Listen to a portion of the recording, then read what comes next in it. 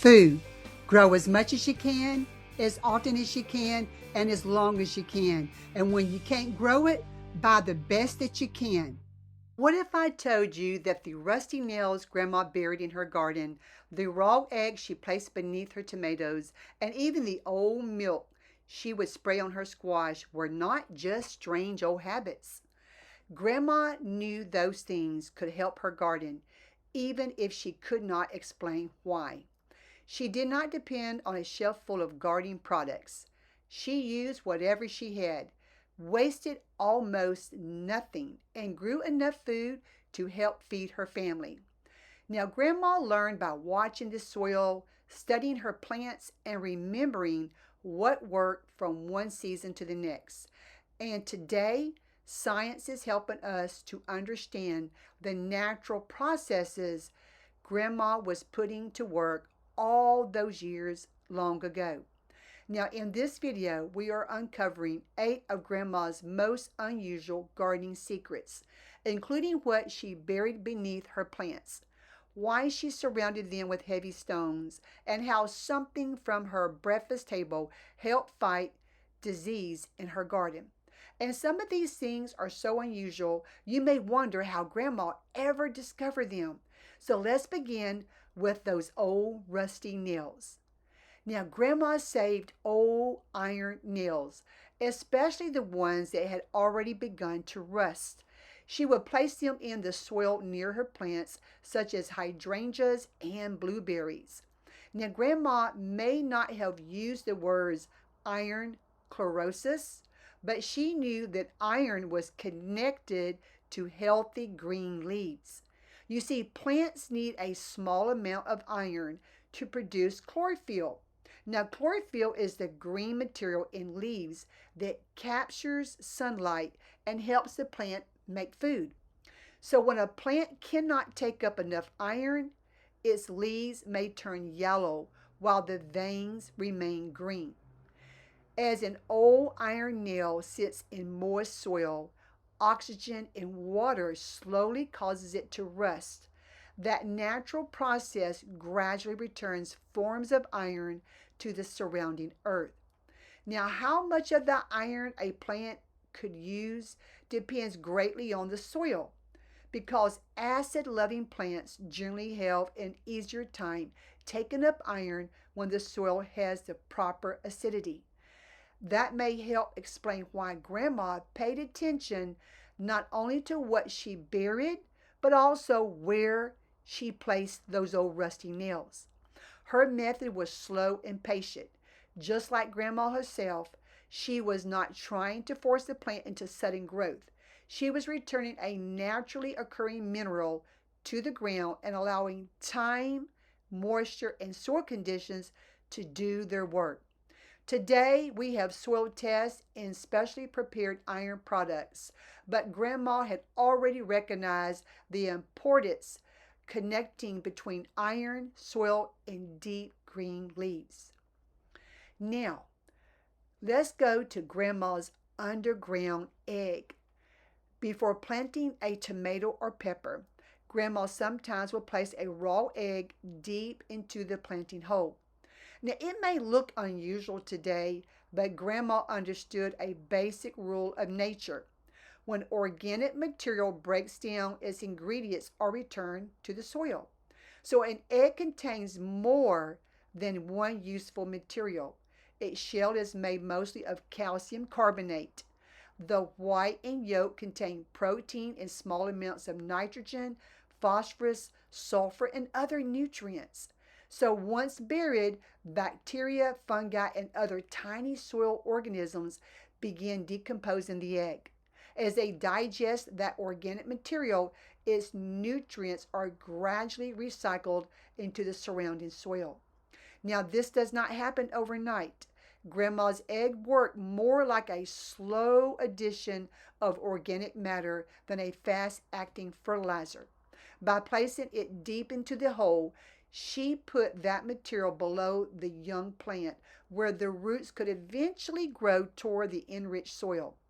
She also knew to bury it well. A deep layer of soil helped contain the smell and made it less likely that an animal would find it and dig it up. So, Grandma may never have spoken about microorganisms or nutrient recycling. Nevertheless, she understood that the egg contained valuable material and that nature knew how to return it to the earth. Now, let's talk about fizzing eggshell in vinegar. Grandma had another use for eggshells. She crushed them and soaked them in household vinegar. The bubbling that begins almost immediately is not just an interesting kitchen experiment, it is a real chemical reaction. Eggshells are made mainly of calcium carbonate. The calcium is held in a form that does not dissolve easily in plain water. So, vinegar contains a mild acid called acetic acid. When the vinegar touches the eggshell, the acid begins breaking down the hard calcium carbonate. The bubbles we see are carbon dioxide gas escaping during that reaction. Now, the process changes some of the eggshell, calcium into calcium acetate, a form that dissolves in water much more readily than a raw piece of shell. So, Grandma had discovered a way to take a hard material that could remain in the soil for a very long time and begin breaking it down before giving it to her plants. Calcium is important because plants use it to build strong cell walls and healthy new growth. Tomatoes and peppers especially need a steady movement of calcium in water while their fruit is developing. Now, this is why Grandma's complete method mattered. The calcium mixture supplied one part of the pitcher, while steady watering and healthy soil helped the roots carry that calcium into the plant. Grandma may not have known the names calcium carbonate, acetic acid, or calcium acetate, but when Grandma saw those bubbles, she knew the vinegar was changing the shells into something different, and modern chemistry shows that she was absolutely right. Now, let's talk about Grandma going down to the riverbanks gathering some stones. So, Grandma would gather heavy, dark stones and arrange them around young peppers and eggplants during cool spring weather. She knew that certain plants love warmth, and she noticed that a stone warmed by the afternoon sun could remain warm after the air began cooling off. Today, this ability to absorb the stored heat is called thermal mass. During the day, dense dark stones absorb energy from sunlight. After sunset, they slowly release some of that stored warmth into the nearby air and soil. That little pocket of warmth can help moderate the temperature immediately around the plant. It is especially useful for peppers and eggplants, which prefer warm soil and may slow their growth during chilly spring nights. So, Grandma was creating what we know now as microclimate, a small area with slightly different growing conditions from the surrounding garden. Her stones also could help slow the loss of moisture from the soil immediately beneath them. So, Grandma didn't need a thermometer to understand thermal mass. She had felt a sun warmed stone with her own hands and recognized that it stored warmth, that it could be shared with a young plant. Now, let's talk about Grandma going through the woods and finding logs that were already beginning to have some age and rot on them. Now, Grandma did not always burn or haul away an old rotting log. Sometimes she buried decaying wood beneath a garden bed and allowed it to become part of the soil. So today, a similar method is called hugelkultur, a German word meaning mound culture or hill culture. But Grandma did not need a special name for it. Oh no. To her, it was simply a sensible way to use what the land provided. As wood decomposes, its solid structure becomes softer and more porous. So tiny spaces open inside it, allowing the wood to collect and retain water. This is why old decaying wood could act somewhat like a buried sponge. It absorbs moisture during rainy periods and holds some of that moisture in the soil during drier weather. The buried wood also creates a home for food supply, like fungi, bacteria, and other organisms involved in decomposition. These organisms help turn dead plant material into organic matter that becomes part of living soil. Now, Grandma often combined different materials rather than just burying wood alone. Sometimes old logs supplied carbon, while green leaves, grass clippings, maybe sometimes manure, and kitchen scraps supplied additional nitrogen and nutrients. Then she covered everything with plenty of soil for vegetables to grow in. Over time, the bed continued changing beneath the surface. The wood softened, the organic material decomposed, and the soil became better able to hold moisture. Long before water conservation became a modern gardening subject, Grandma was already turning unwanted wood into hidden reservoir beneath her garden. So let's talk about Grandma spraying her plants that had powdery mildew on it with milk. And actually, this is a science proven thing that has been gaining a lot of attention over the last few years. Now, when white, dusty looking patches appeared on squash or cucumber leaves, Grandma sometimes reached for milk instead of store bought fungicides. Those white patches are commonly caused by powdery mildew. It's a fungus that grows across the surface of a leaf. Now, Grandma diluted the milk with water and she sprayed it lightly over the affected foliage. Today, controlled studies have shown that diluted milk can help suppress powdery mildew on certain plants. Scientists believe the milk may work in several ways.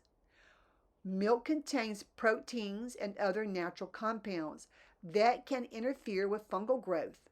When some of those compounds are exposed to sunlight, they may create a brief germ-fighting reaction on the surface of the leaf.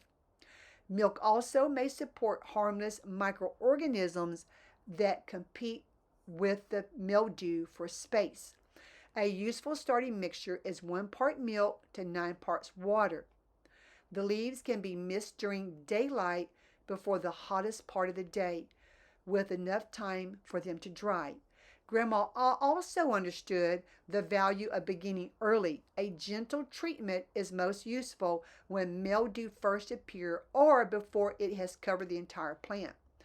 So she may not have known exactly what sunlight was doing to the milk proteins. She simply observed that a humble kitchen staple could help protect her squash, and science eventually began uncovering the reasons why. Now let's take a look at Grandma and her black coffee. Grandma did not automatically pour the last bit of morning coffee down the drain. She allowed it to cool, she diluted it with water, and occasionally shared it with her plants. Now, plain brewed coffee contains a small amount of water-soluble plant nutrients, including nitrogen, potassium, and magnesium. Now, these are the same kind of nutrients that plants use for leaves, roots, and overall growth. But because brewed coffee is already a liquid, those trace materials are carried into the soil with the water. Now, Grandma understood that a little was enough.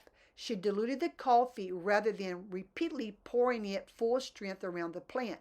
And it was plain coffee, not coffee filled with sugar, cream, or flavored syrups. Her coffee was not intended to replace everything the soil needed. It was one small part of her larger practice of returning useful organic material to her precious garden. Now, Grandma fed the soil with compost, leaves, kitchen scraps, and other natural materials. The occasional diluted coffee simply became another small contribution. Grandma's deeper wisdom was that small amounts of useful materials could be returned to the earth instead of automatically being thrown away. So now what was Grandma doing with all those onion skins? Well, let's see. Finally, Grandma saved the dry, papery skins from her onions and garlic. She steeped them in hot water, allowed the mixture to cool, and used a dark colored tea around her plants. Once again, Grandma was making use of something most people threw away. Onion skins contain concentrated plant material compounds called quercetin, including sulfur-containing substance and the antioxidant quercetin. Now, garlic contains similar protective compounds, including substances formed from allicin. These compounds are part of a natural chemistry that gives onions and garlic their powerful aroma and helps defend the plants while they are growing. When the skins are steeped in hot water, some of their color and water-soluble compounds move into the liquid. Grandma then strained the mixture and used a mild tea around the soil or a light garden spray. Now, because a homemade tea can vary in strength, Grandma's practical approach was to begin gently. She could test it on a few leaves, watch the plant, and then decide whether to use more or not. She relied on observation instead of assuming that every plant needed exactly the same treatment. Long before most people had heard words like quercetin or allicin or natural plant defense compounds, Grandma recognized that protective outer layers of onions and garlic peels still had something valuable to offer to her garden. Now, Grandma did not have a degree in agriculture science. She didn't need one. Her classroom was the garden. Her education came through changing seasons, successful harvests, occasional failures, and years of paying close attention. She understood that soil must be fed, moisture must be conserved, warmth can be captured, and very little from the home or land needs to be wasted. Today, science gives us names for many of the natural processes Grandma witnessed with her own eyes. But Grandma's patience, resourcefulness, and powers of observation came first. She did not need to understand every chemical reaction taking place beneath the soil. She only needed to recognize the patterns and remember what helped her garden grow. Which of these things that we have talked about today did your grandma or another member of your family use? Tell me in the comments below. I will love to hear the gardening wisdom that was passed down in your family. And if you enjoyed this practical old-fashioned gardening wisdom explained through modern science, subscribe to the channel. Happy gardening, and I will see you in the next video.